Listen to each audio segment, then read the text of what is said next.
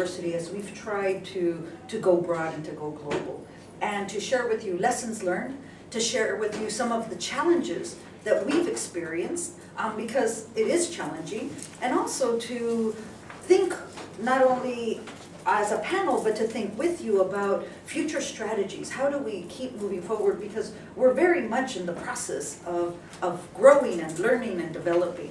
So for today's session, what we wanted to do was recognize that all of us come to either this conference or to this work with a personal experience. We didn't just show up generically and land here, but we came here, our journey has brought us here.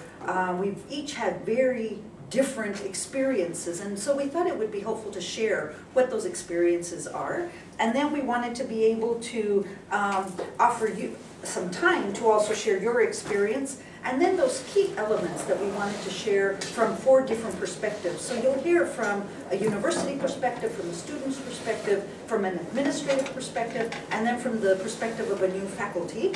4 key elements, and those elements are the ones that I had just mentioned. First of all, sharing with you first the overview, but then the challenges from each one of those perspectives. Share with you lessons learned and successes from those perspectives, and then also to share, okay, moving forward, given that this is how far we've come, what are our next steps, and to also then pose some questions to you so that you can help us think about, but also so that you can share what your own personal experience has been. And so with that, we'll get started. So the very first piece of our panel presentation is to share with you our global experiences and how it is that we came to be here with you today. And so I will hand it over to Akiko. Whatever's most comfortable, please. Hi, so my name is Akiko Nakamizo, and currently I'm a 5th year student at Soka University. My major is economics, and I'm the first class of global citizenship program. So here is my university history. So I entered Soka University in 2010, and after finishing 2 years DCP classes, I studied abroad in the US, Georgia State, for 1 semester. And after that, I experienced internship in New York State. Thanks to these global experiences, in this February, I could receive preliminary job offer from one of global consulting company. But I have to say, I could not imagine I can get job offer from such kind of big company when I just entered my university. So my university life is a time for my transformation, and in my part, I'd like to explain how my university life supports my dream and how I can change myself through my university life. Thank you, Akiko. I have a script, so I'd like to read that. So I'm working as an administrative staff of the Faculty of International Liberal Arts. Could you change that slide? I'm sorry. Yeah. So my experience of global higher education started when I entered Soka University of America, this UA in California, as an undergraduate student. And that was actually my first time to be in a foreign country, so everything was new to me. And since SUA is a liberal arts college, I had a chance to take a variety of courses, including international relations, economics, philosophy, and so on. Through taking those courses, I could expand my views and explore my interests. One of the curriculum features of SUA is that all students are required to go study abroad for a semester during their junior year. So for international students like me, it's a second study abroad opportunity as an undergraduate student. And I chose Ecuador, Latin America. It's a small country, but yeah. So I chose Ecuador in Latin America and as my study abroad destination because I was taking Spanish language courses for my second language course requirement at SUA. And also, I thought I would never go to Ecuador all my life otherwise. During my stay in Ecuador, I encountered many moments to deeply think why people in Ecuador were suffering from poverty, inequality, and discrimination. And of course, I thought there are many reasons and backgrounds, such as political instability, poor economic situation, or social injustice. However, I finally realized that all those issues stem from lack of education, and the impact of education on one's life is huge. then I decided to pursue the field of education. And after coming back from Ecuador, I took many education courses as I could and wrote a thesis on how the teacher-student relationship affects students' academic performance. And after graduation, I entered the graduate school of the University of Washington, majoring in higher education. There I learned about the U.S. higher education, including history, contemporary issues, and policies. For my master's project, I researched upon the good practice of short-term study abroad programs. By then, my academic interest has been a little bit narrowed down from how to construct a quality education program in higher education to how to provide students with good international experiences like mine in the US and Ecuador. And after finishing my master's, I came back to Japan and started working at Soka University as a staff. Looking back, the time I started working there at Soka University in 2010 was right when Soka University began to move forward towards becoming a global university and undergo a real transformation. I feel I have always been that momentum as a staff, being involved in the honors program as called GCP program, Students of Student, and which launched in 2009, and formulating the application for the government funding project for promotion of global human resource development, global 진자의 액세스 신진도 as one of team members, and establishing a new faculty of international liberal arts. And also last year, luckily, fortunately, because we could get, as a university, we could receive funds from the university, from the government. I could go to Denmark and also UK to research on higher education. And although it's been challenging, I appreciate that I have been given such opportunities for the past 4 years as a staff at Soka University. May I ask a quick question? Sure. So I hope it's not too personal, but what kind of contract are you employed on as a staff member? Because the discussion that we had in the question we had in the last panel touched upon the rotation of staff members and how we don't want to lose talented staff members like yourself.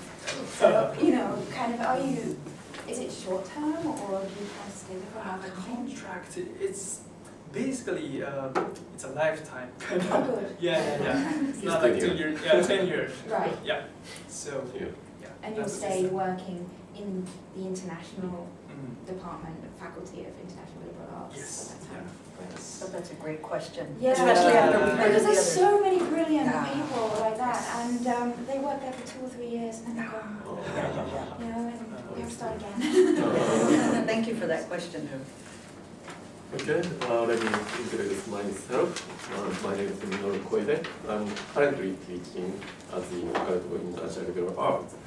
Before I'm coming to this new faculty, I taught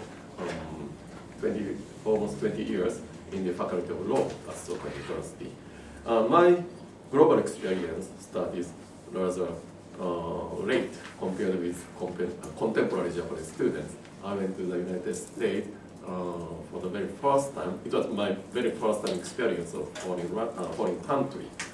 After I finished my master's degree at Soka University. So I was already 25 years old when I first ever spoke real English. So at that time, it was almost unthinkable, unpractical to attain enough English fluency to directly go to a graduate school in the United States. So I had to spend 1 year in the ESL, English for Second Language program. And then I went to the University of Southern California in Los Angeles to do my master's for 2 years. I spent 5 years for my PhD there. My field is international relations. And then I came back to Japan to start working at Soka University as a faculty member of the law faculty. And then about 10 years ago, I thought, well, as a mid-career researcher, I should sort of expand my potential by learning another foreign language. So I started to learn the Korean as my second foreign language. Because Soka University, there are many, because of our long time relation with Chinese Institute, there are rather relatively many Chinese speakers. So, strategically I chose the Korean language, and I think it was the right choice. Why don't you choose the Chinese? Well, because there are already many Chinese speakers. Oh, yeah. Yes, Ah. both faculties and staffs. Oh, yes. So, I wanted to make myself relatively, precious resource for the university. So, yeah. In 2005, I had 1 year sabbatical leave. So at the time, I spent 4 months at Kyung-hee University in Seoul, and then I spent 8 months at American University in Washington, D.C. After I was back from my sabbatical leave, I took the position of Director of International Affairs Office. In that capacity, I've been taking care of the university's international exchange activities and programs in the last 6 years. Also, I had an opportunity to visit over 20 countries and regions on behalf of our university. In the last 2 years, I was involved in the project of launching the new faculty, the Faculty of International Liberal Arts at Soka University. That's my background of global experiences. Thank you, Minoru. And actually, that leads nicely to why I'm here, because of the work that Minoru and others did at Soka University. So a little bit about myself. My parents are from Mexico, Mexican immigrants to the United States. I was born and raised in the United States, but Spanish was my first language. I did not learn English until I started school in the United States. Did all of my education, both undergraduate and graduate work in the United States. Went to Harvard for my undergrad, got my PhD in clinical psychology, knew that I wanted to go into education, not so much therapy. So it's not been a linear track for me. When I reflect on those early years, what I would say to you was that my experience in the United States, very common to other ethnic minority groups in the US, is one of being bilingual and bicultural. So I'm fluent in both Spanish and English, and my experience absolutely was bilingual and bicultural growing up in the US. My parents never learned English, and so I only spoke Spanish when I was home. Given that experience, when I was 17, I did a study abroad. I lived in Brazil for 4 months, so it was relatively easy to learn Portuguese. So all of a sudden, I added that language and studied that in the university along with Italian. So Romance languages I had, wasn't sure how I would use those languages, Portuguese and Italian, but Spanish I used every day professionally, whether I was doing therapy or whether I was managing citywide programs. The two languages always came up. What else would I say about myself? So I have this great interest in wanting to understand then how do we employ bilingualism, biculturalism. So my professional work, one of my experiences was developing English language or programs for English language learners, especially at a very young age. In my home city, Denver, Colorado, 50% of our students are English language learners in the Denver public schools. So this was a very key experience in trying to understand how do you integrate students who are not native speakers into a K-12 curriculum. And then at the university level, I've served as a trustee at Soka University of America, Masa's alma mater. I've been there since we opened in 2001.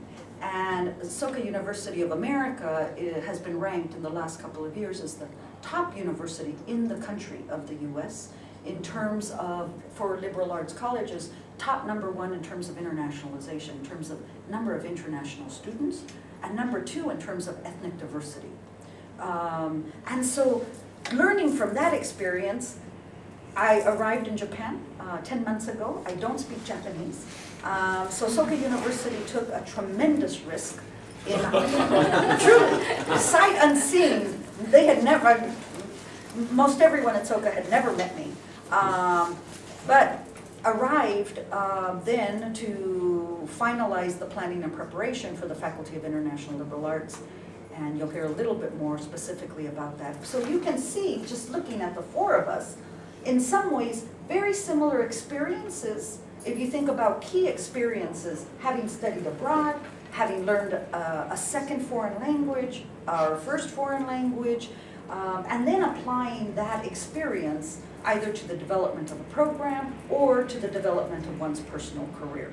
So what I would suggest to you is that all of us come to this work with a myriad of experiences, trying to figure out then, how do we create something new, either on a smaller scale or on a larger scale. So at this point then, we want to hear from you. What was your global experience? And because we have such a small group, it would be wonderful if you would just share with all of us, not in pairs. So we're going to do a little bit of modification here. But if you don't mind, each taking a minute, just to say a little bit about what was your global experience journey here today, to this point. So I will take volunteers. Who would like to go first? Please. And share your name so that we can also get to know you better. Annette Bradford, and I'm from England, grew up in England, Leicester, did my schooling through 18 in Leicester, went to undergraduate school in England, but decided to study German because I was desperate to go abroad. Growing up, my parents couldn't afford to take me abroad on vacation, so I studied German so I could do study abroad. So I don't know quite where that came from. So I spent a year in Germany, had the best time of my life, so when I graduated needed to go abroad again, so I signed up to teach English in Japan, came here when I was 22, and I've been on and off, I mean that was 15 years ago, and I've spent 8 years here, sort of backwards and forwards to different places, never back to the UK, mind you, but around. And 2008 to 2012 was in the US teaching and then doing my PhD in international education policy. So that's where the organisation thing comes. Perfect. And teaching again now, yeah. And still writing my dissertation. Thank you. Thank you so much. That's great. I know we're probably going to go on. We don't have to, but we will. My name's Brian Berry. I'm a PhD student at the University of Tokyo. Was born and raised primarily in California. I would say the first global experience I have that I remember is there was a family friend who was kind of like an aunt for me. She was Japanese American. And I still remember the first time I heard Japanese language, and it was the first time I remember even hearing a foreign language, and it had a very big impact on me. But the area that I lived in, this school was rather dangerous. So my parents decided to homeschool. So I never went to school until I was about community college. First class I took was Japanese language. My parents didn't want me to learn really Japanese because it's like you're in California, you should learn Spanish. You don't need any other language. But after a few years, I changed to Asian studies and checked into the study abroad programs and did a study abroad at Waseda. Life-changing experience. Wanted to do that again, so I did it again. Eventually graduated after 8 years of college. And now I'm doing graduate school on the same types of experiences in global education. What's your major? Not really sure. But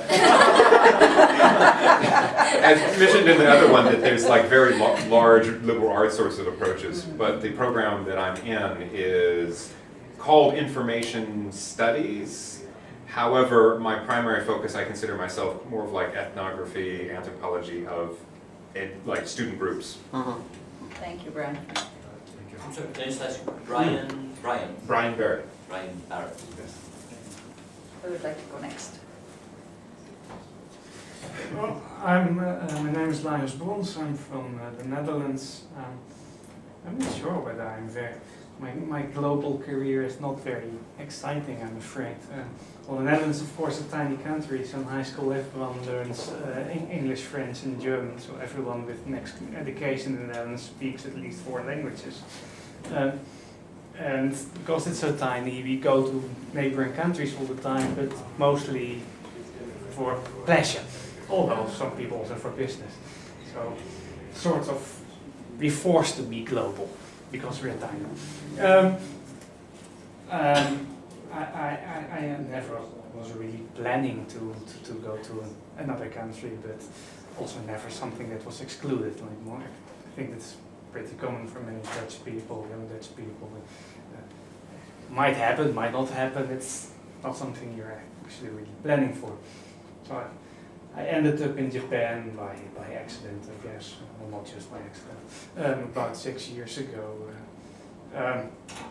By that time, sometime before that, I got a PhD in history and philosophy of social science.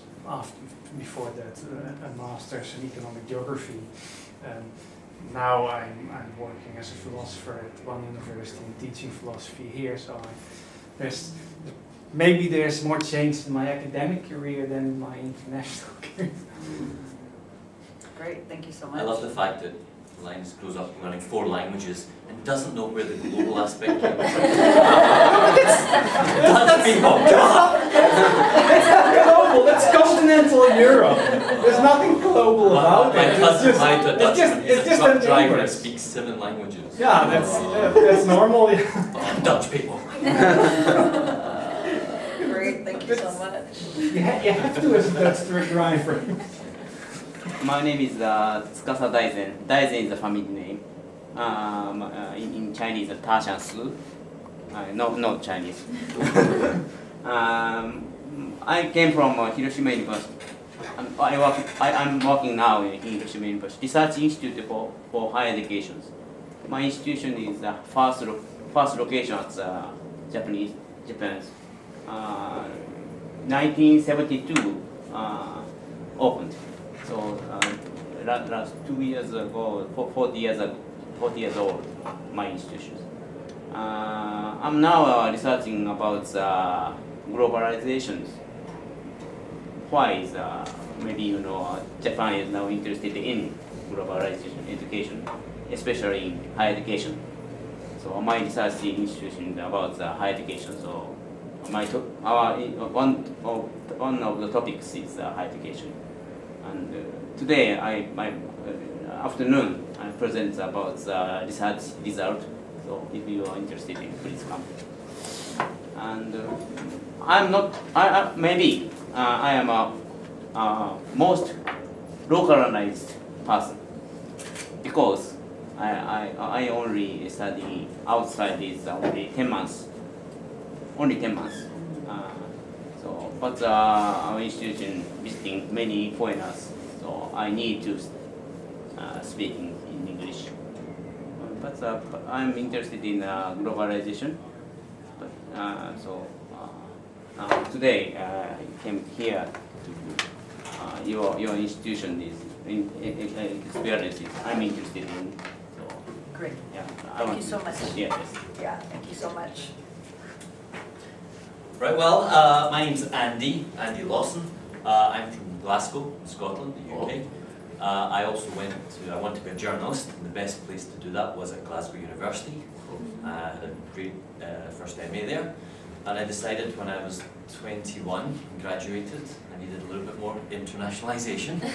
So I had been, when I was 16, on a 1-week homestay in Aichi camp. I had a fabulous time. So I thought a year in Japan sounded like a nice idea. 1 year. A little bit of internationalisation, then go home. And I came on the Mombusho Jet program. I was placed out near Narita, a place called Tomisato. And I stayed 1 year, enjoyed it. So I thought, let's stay 1 more, and then 1 more. And then I was definitely leaving in 2000, because it was the end of the 3 years on the jet program. I had a job set up in Sydney, in a bar, and a place to stay for the Olympics. I was going to work 6 months in Australia, and then go back to the UK and start becoming a journalist.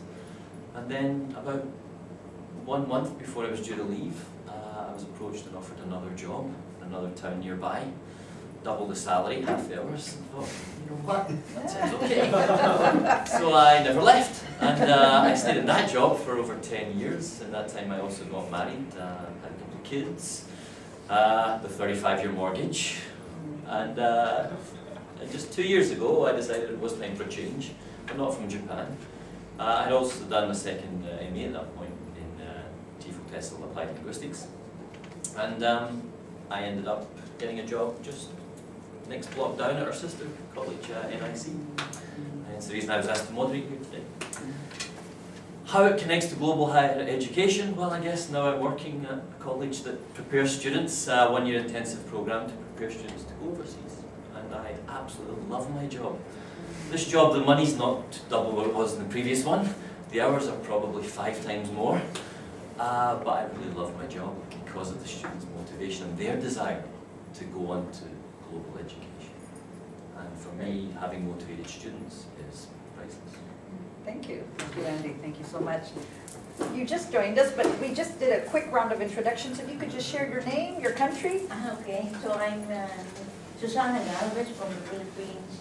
I'm teaching for 17 years in Lakeland University. 25 years in teaching, experience teaching in high school, both public and private high schools. And this is already my 17th year in the university where I'm teaching right now. And this is my first time in Japan, but not first time going abroad. I just had visited Thailand last January. That's why I was able to get my visa here. Thank you so much. Thank you. I don't know if our videographer wants to say anything, but No? Go on, go on. I know this guy. Yeah. Before, my name is Tomoyoshi Yasuda. Before Andy's student. In the Head Start program, or Yeah. summer program? Yeah. Head Start or summer? Summer program. Summer program, Yeah. that's right. great. And now I study at LCJ, and in kind of global experience. In winter vacation, I went to LA, and I pick up my family at the airport. Airport staff asked me to exchange Japanese and English, kind of 通訳. And I follow her, and I helped Japanese man to her conversation. Wonderful, wonderful. Thank you so much for introducing yourself. Well, thank you, and as we noticed, all of us have a different path. All of us have had a different kind of journey. And at Soka University, it's come together, but at very different levels. So we thought it would be helpful now to give you an overview, and we'll start with the university perspective. Okay, yeah, let me take care of that part. Okay, I prepared 4 slides to introduce why Soka University and how Soka University has been working on the project of developing the Faculty of International Liberal Arts. The whole project of the new faculty started with the 10-year development program toward our 50th anniversary in 2020. Soka University was founded in 1971 based on the Buddhist philosophy of non-violence and universal human rights. So based on that finding spirit, Soka University has developed broad international networks, diverse networks. Even during the Cold War era, for example, Soka University pursued active relations with Chinese universities or the former Soviet Union universities. As one example, the current Chinese ambassador in Japan, Mr. John Yong-hwa, is a first exchange student from China to Japan. Soka University was the first Japanese university which accepted the official Chinese student sponsored by the mainland China government. So based on that broad international network, in the last 10 years, the Faculty of Economics of Soka University took a lead in the sort of internationalization of our educational program. They developed the international program, which is primarily the first 2-year introductory content course in English to the field of economics. And then the Faculty of Economics also developed the Japan Asia Studies program. This is a program for the higher level, the third year, fourth year students. Again, the content is economics. And then in, I believe, 2010, we started the university-wide honors program called Global Citizenship Program. Akiko went through. And based on these experiences, we thought these are sort of advantageous resources we have to utilize to come up with the new project towards the 50th anniversary of the universities. But at the same time, Soka University, just like many other universities in Japan, are facing the intensified competition with other universities, not only in Japan, but also those in abroad, as a result of globalization and specifically the population decrease in Japan. So the university finally decided, while making the new leading sector in our institute, Soka University is our essential goal. I know the distribution of the Japanese student and foreign student in the global citizenship programs. What % of students? Well, global citizenship program is for the program for Japanese students. Japanese, only Japanese. Yes. So, but having said the making of the reading sector by using something international, we still have to decide many. We still have to make many strategically important decisions. But among them, the two were most important. The first one is whether the course should be all English or part, bilingual, Japanese or English. And well, we finally decided that the new faculty should be all English based on our experience of developing the English content courses in other departments. But that decision gave us many challenges. Well, linguistic challenges, we have to translate all the official documents into English, because now we have the Faculty of International Arts as the legitimate part of the Central University organization, so that we cannot make it an isolated sort of island. So we have to include the all English institute or organization as a part of the university system. So that gives us linguistic challenge. Also, it gives us administrative challenge.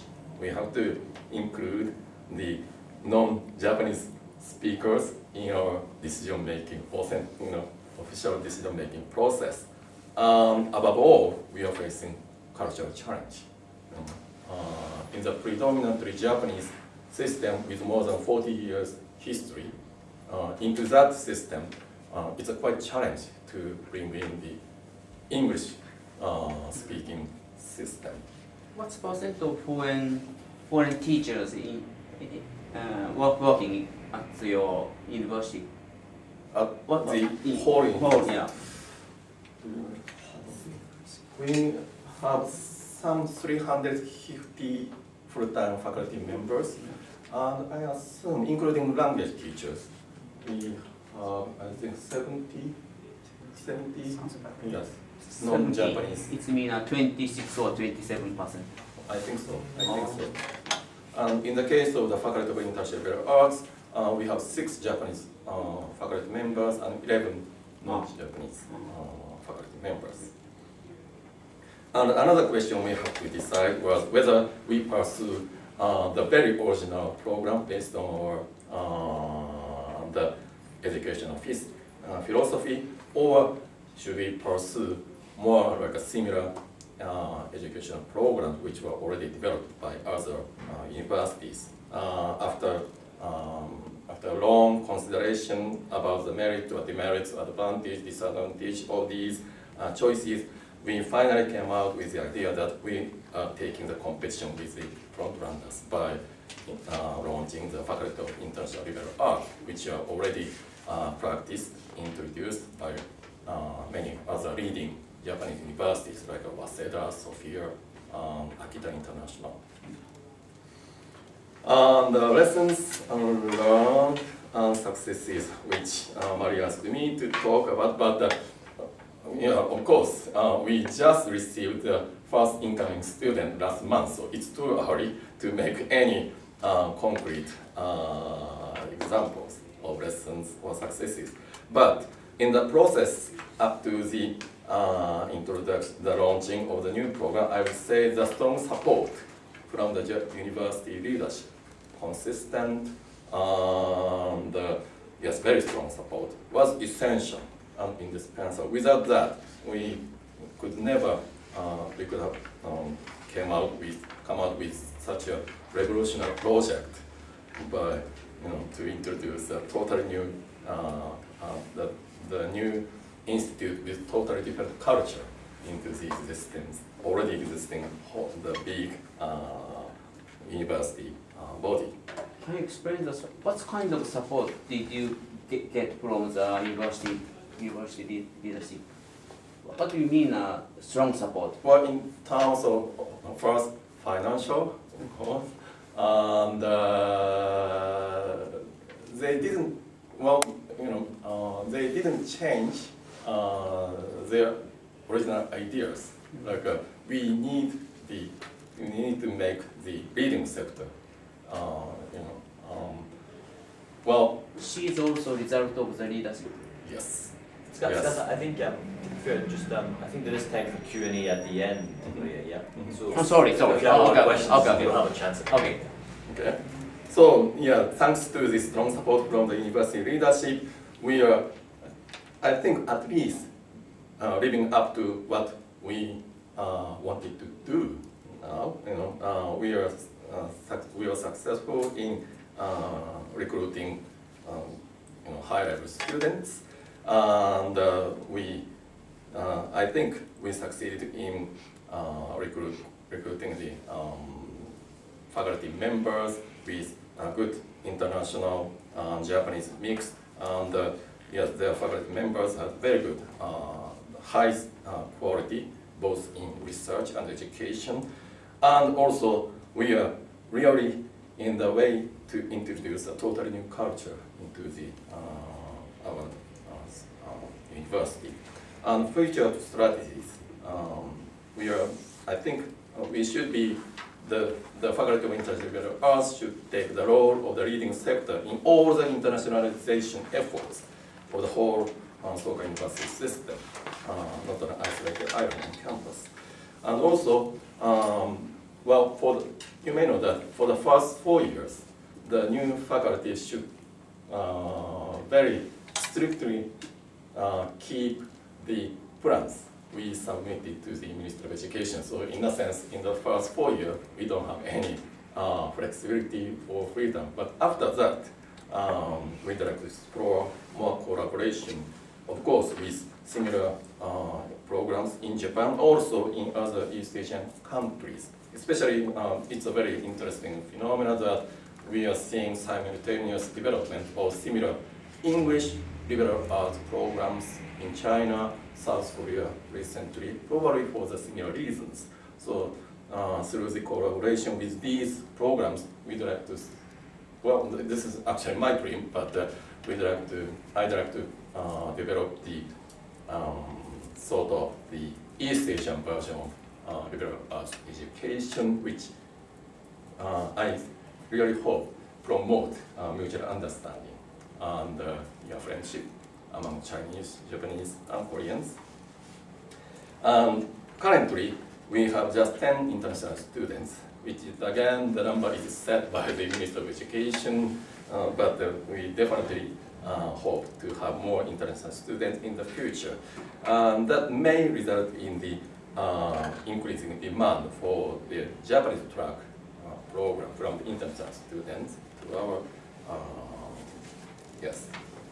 program. That's about a very broad picture of the university's perspective on the new faculty. Thank you, Minoru. And so we thought, now that you have a big picture view, of how the university has taken steps incrementally, that now it would be helpful to see, okay, but the reason we're doing this is we want to create a better learning environment for students. So we thought that the next piece of information that we want to share with you would in fact be a student's perspective. So given the foundation that Minoru described to you, what does it actually mean in real life for a student? So Akiko is going to share with us her story. So I'd like to explain about the Soka global education from students' points of view. So for me, my university life is the time for my transformation. I could change myself from just a girl who have a big dream to university students who can achieve it. So most visible change is my TOEIC score. So I got only around 500 on TOEIC when I entered my university. But in the last December, I could get 900. So this is just one example of my result. So what I did to change myself is 3 key actions. So formulate it, plan it, and do it. And I practiced these 3 key actions through Global Student Program classes. So I could learn main 3 skills through GCP program, communication skills, critical thinking skills, and career planning skills. So in English classes, I could learn not only English for an examination, but also for daily conversations or greetings, and that was so helpful for me. And in seminar classes, I did so many group projects to make a solution for social problems. So, for example, when I was a freshman, I researched the problem between Japan and the Philippines, and our group's theme is why there is low passing rate for Filipino nurses when they take a Japanese nursing examination. And through researching about this kind of big issues, we could learn critical thinking skills. And in seminar 1 class and tutorial classes, GCP students train career planning skills. One professor worked with 5 or 6 students in this class, and that professor gave us advice for each specific careers. And also, the GCP students had an opportunity to presentate what's our dream to that professor. So these experiences was great opportunity to train career planning skills. So in the next slide, let me explain more about these 3 key actions to change myself. So the first action is to formulate it. In seminar class 1, GCP students have to share our big dream in front of all GCP members and staffs and professors. And actually, it was first time for me to share my big dream with somebody. And in Japanese culture, the students, including me, feel embarrassed to share big dream because students tend to worry too much about what other people might think.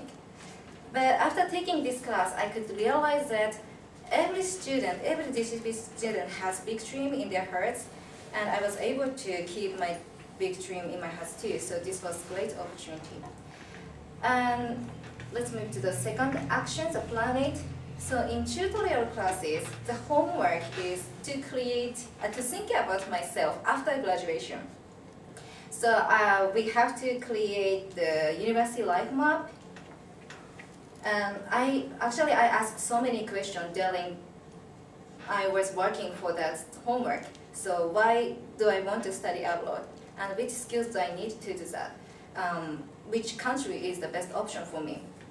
And this homework was really tough for me because I have to decide so many detailed things, like by when should I get TOEFL 80 and 80 on TOEFL IBT, or which text should I use to do that? And after making a plan, I could move to the third action, do it. And I repeated these 3 key actions again and again in my university life. And over time, I changed my dream. But thanks to the tutorial class, the developing career plan second time was not as difficult as the first time. So let me explain about my case. So this is my dream, to support Japanese companies as they try to expand overseas. And while I was working, the homework to create a university plan map, I set up 3 skills to achieve my dream. The first one is global communication skill. So in order to communicate with people in other countries, I need the high-level English skills. And the second skill is critical thinking skills. So in order to understand very complicated business plans, I think I have to be able to understand and explain difficult problems easily. And the third skill is analytical skills. So in order to support Japanese companies, I have to understand in what kind of situation Japanese companies are now in. So I set up these 3 skills. And actually, setting up these skills are so helpful for me to keep high motivation for study. Because while I was working with tough homeworks, I could feel that I am developing the necessary skills to achieve my dream. So I thought that planning my university life was so precious opportunity to keep my motivation. But you can imagine that there were so many challenges that I had to face to achieve my dreams and to train my skills. So let me talk about challenges. So the first challenge is to learn the analysis skill to make a solution. So when I was a freshman, I researched about the reason why there was a low passing rate for Philippine nurses when they take a Japanese national nursing examination. And I could learn that there was a big gap between research or analysis skills and solution skills.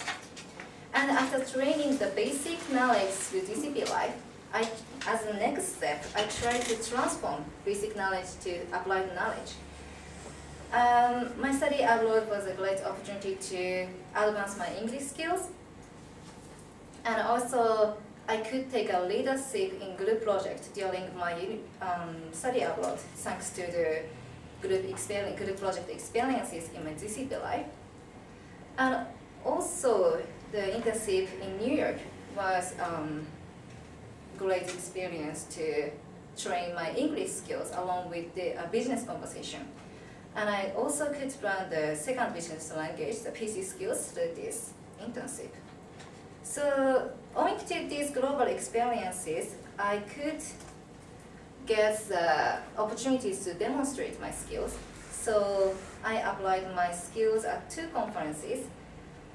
I presented at the annual HPR conference at Harvard University.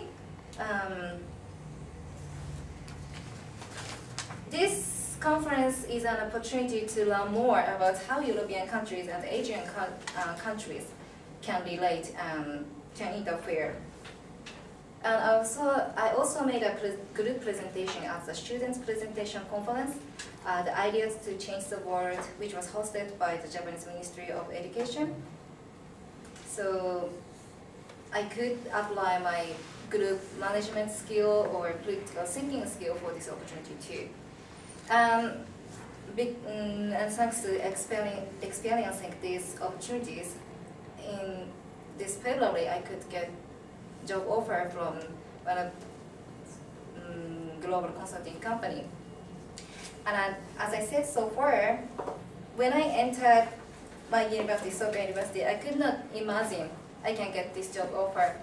So as I said in the first slide, my university life is the time for my transformation. And I hope that more Japanese students can spend such transformation time through their university life. Thank you. Thank you so much, Akiko. Yes, it's okay. That was great. And now from the administrative side, staff perspective. Thank you, Masaki. Sure. All right.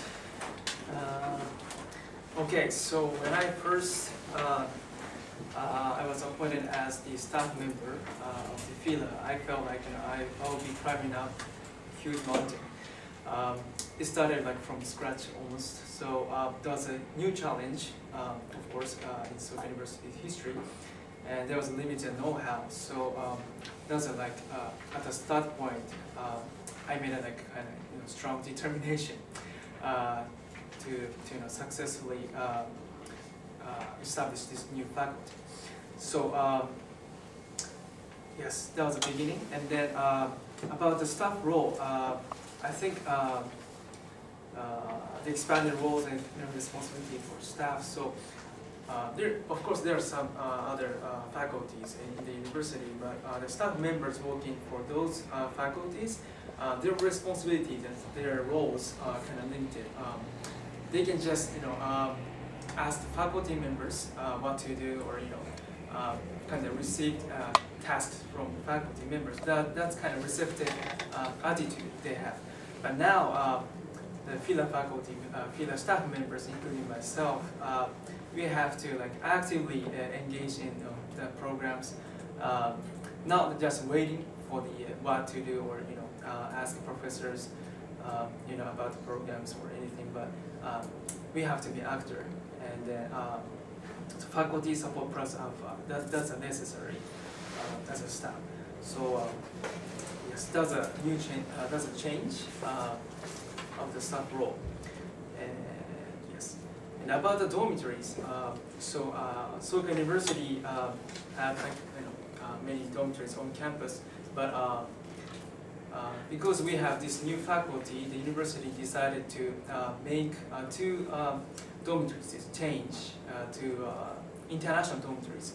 So one male and one female dorms, and then yes.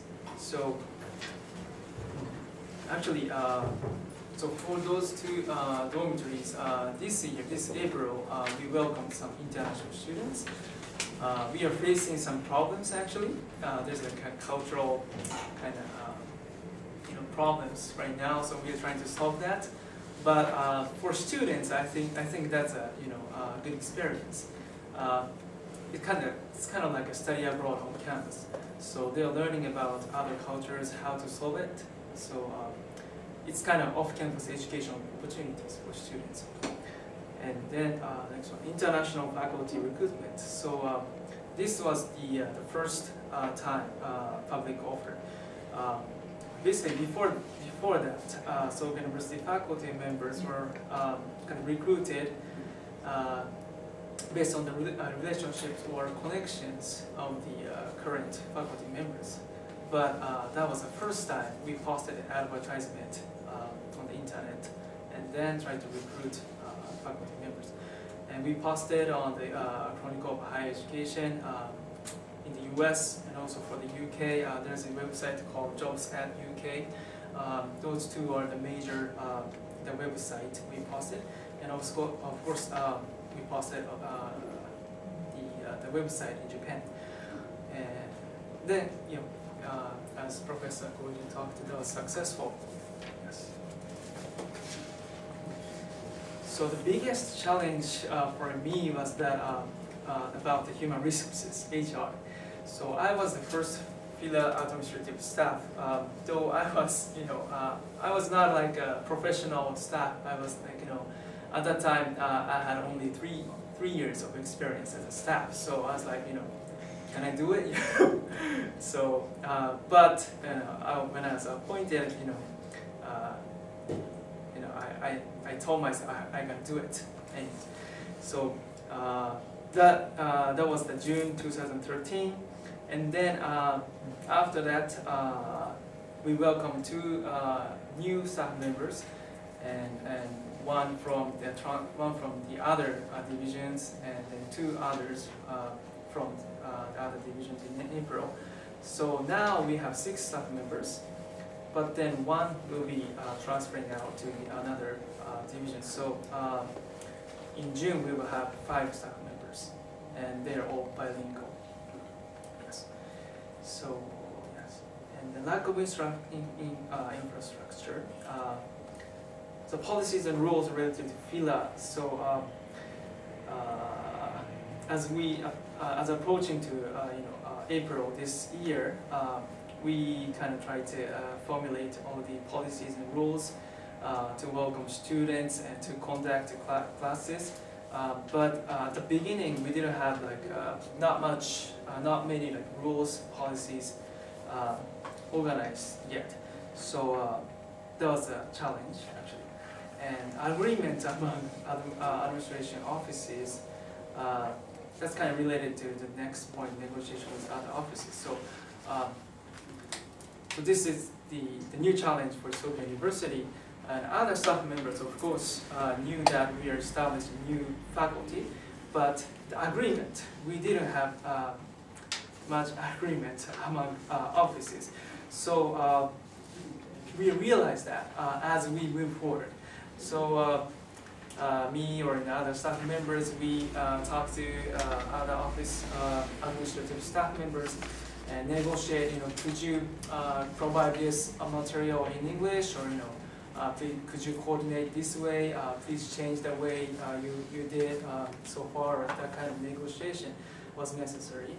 So yes, that was kind of challenging. And logistics budget.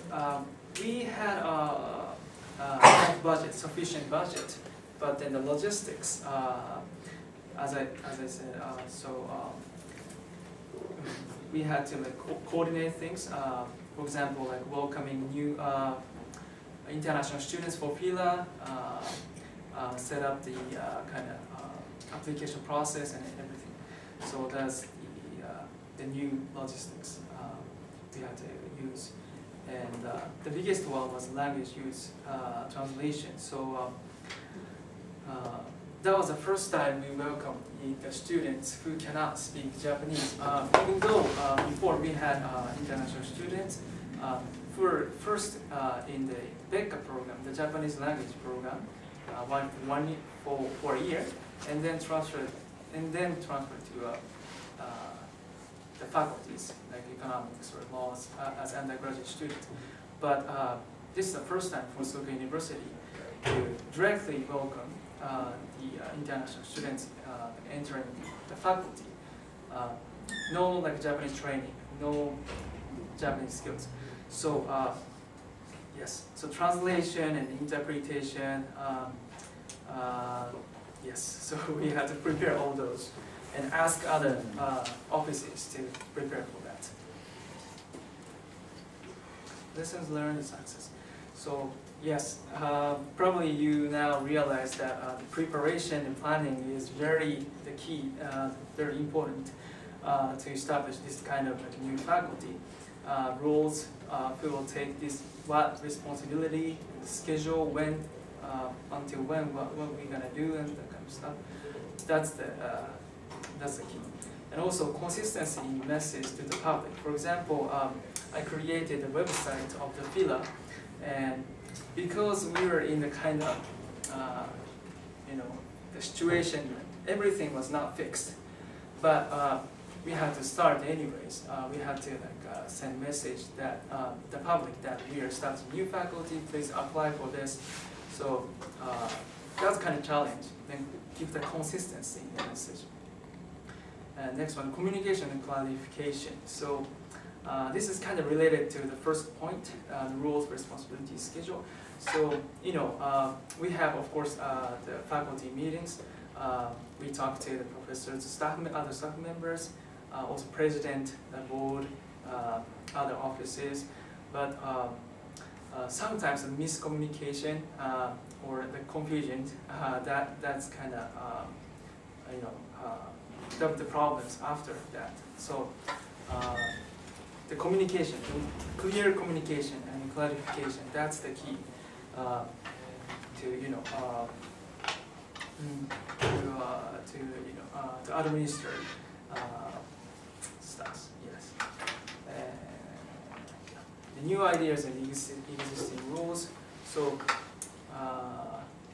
yes. In this process of globalization of Soka University, we in a sense we have to abandon the ideas we kind of stick to the past, and then the rules that we used for a long time. But this is a new program, so the new ideas, new globalization momentum is coming. So we have to change, but the negotiation is also required. Yes. Yeah. So that's the future strategies. Yeah. yes, the internal coordination, sharing the needs with other offices. So we needed this kind of translation or materials. We cannot do that everything for you, that kind of thing.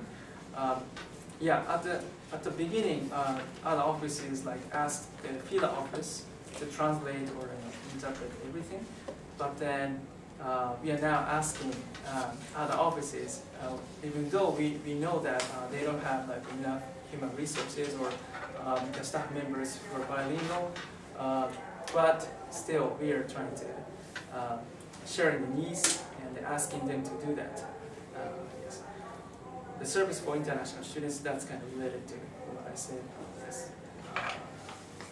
Yes. So they cannot read Japanese, or they cannot read Japanese signs or anything. So this is very important. And the bridges between faculty and administrative directors. Yes. Yes. For example, the faculty, that comes up new ideas, and let's do this. Let's change the way we did before, that kind of thing. But the staff, as staff members, we have to kind of ask the presidents or administrative directors if we can do that, if we can apply that ideas into action. So yes, so being a bridge to understanding both sides. That's important. The clarifying roles of faculty and staff and listening to the student. Yeah. The last one is probably Maria will talk about this, but the student-centered. So yeah, listening to the student voice, that's the key actually. Although we sometimes just think or coordinate things the way we would like to do, but the first priority should be listening to what students need or what they want to do. So listening to the student voice, that's very important. Thank you, Masa. Thank you. And let me just now close. So what have you heard so far? So we started out by talking about how is it that we all come to be here today, right? So we've heard that story. And then you were able to hear an overview of what the foundation was for Soka University as we began to think about, okay, let's take incremental steps, but then let's get a little bigger, a little bigger. We're watching other universities. It's becoming more competitive. The Ministry of Education is giving money away, gobs of money, I like to say, right?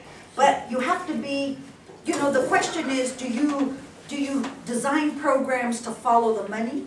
Or do you design a program and hope the money will come to you, right? So these are all dilemmas. But then we've also heard from Akiko, you've seen a student's perspective. You've seen, okay, this is how the building blocks that we had in place allowed current students to become more global.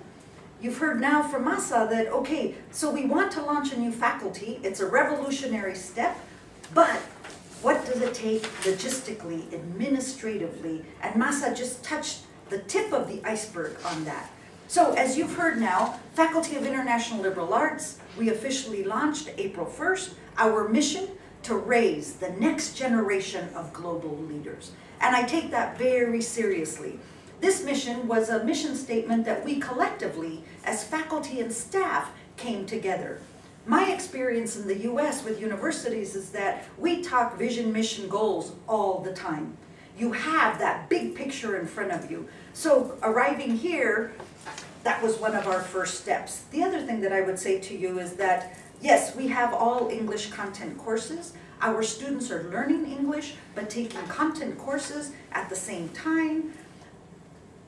Not typical to other universities, we send our students abroad after 4 months with us. So students come for 1 semester, and then they go abroad for 1 full academic year, and then return to continue. And then that is the 2nd semester of their sophomore year when they return and they're on campus with us. Our new class, we have 84 students, 74 are Japanese. So the presentation prior to this one talked about, are these new international programs designed for domestic students, international students, and what's the mix? Our proposal to the Ministry of Education was that we would have up to 10 international students, and you've heard our long-term plan is to continue to build that, but for the first 4 years, we're tied into only those 10, are faculty members. So you've heard about faculty recruitment. Currently, 6 Japanese faculty members that were already teaching at Soka, but transferred from their faculties to this new faculty. 5 new faculty members were hired, and then they hired a dean, first female dean at the university, and first non-Japanese dean. So how do you integrate someone into the governance of a university who doesn't speak the language? Let alone how do you translate documents? So that takes us right to the challenges. Okay, so here we have students, but look at our English language scores. Earlier this morning, we heard about, well, what level students are being recruited if they're Japanese domestic students. Should there be a benchmark score? Should we ask them to have a certain level of proficiency? Or do we take whoever comes? Now look at our scores. Which philosophy do you think we followed? We took whoever came, but I would say the caveat there is that our students are academically the highest scoring students for the university. So their English language scores have a broad range, and so imagine the challenges that that creates in the classroom. So then that goes to our second challenge. So we have 11 amazing faculty members, but all of them vary in experience in teaching English language learners. So they've all had some experience teaching English medium courses, right? English content courses, but knowing the language does not mean that you can teach in the language, right? I'm trained as a psychologist. I know English, I know Spanish, but that doesn't mean that I can walk into a to a therapy room and start doing therapy in Spanish. I need to be trained to deliver that particular skill set. So our challenges when it comes to faculty is that we have to talk about what are the best strategies for teaching English language learners. And we also said we want to be unique, we want to be competitive, so we're going to try new strategies for teaching, and one of those strategies is team teaching. Now, I'm not sure how many of you have done team teaching.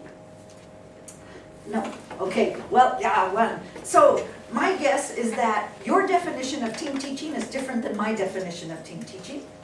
I've had a whole gamut of different definitions There of you team go. teaching, yeah. Right. So that was my point here. Lots of different definitions of team teaching. So what does it mean to have another faculty member with you? And do you put both classes together? And if so, then what do you do together? And what are the benefits? And so what I would say to you is that in trying to do this, we realized we would have to create a new culture at Soka University within the new Faculty of International Liberal Arts, and really begin to talk about what is it that we value, what are our guiding principles, and how do you create a new culture. And so we have spent days in full-day retreats with all the faculty members. So when I first came last January, it was to walk into a 3-day retreat of myself being introduced to a core group of faculty and staff members. In March we had another 1-day retreat. In August we had another